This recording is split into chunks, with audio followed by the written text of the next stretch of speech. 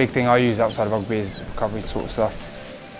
I feel if you're mentally switched off outside of rugby, it makes you perform a lot better. I like getting on the water, anything to do with the sea. I think paddleboarding, surfing, swimming, anything like that.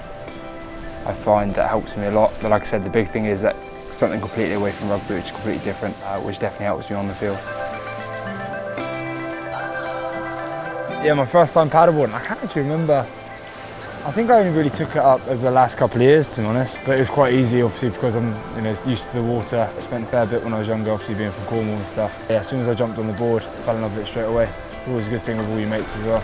It's completely different from what I do. Obviously when you're playing rugby, you've got the 80 minutes you're training, or you're in the gym, or you're on the training field, and you've got the 80-minute game. It's so intense. I just feel when you're on the water, it's very calm. I'm obviously a fair weather paddleboarder, so only really out when it's weather like it is today.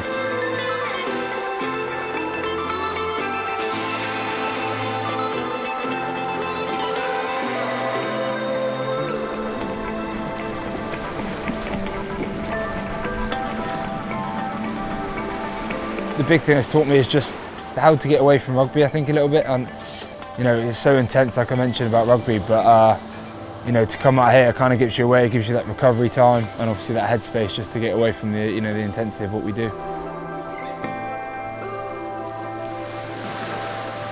Like I mentioned, being from Cornwall, as kids down the beach every day, it does kind of remind you a little bit of your childhood as well. But I do think once you're out in the water, I think everyone that does it does feel extremely free once they're out there.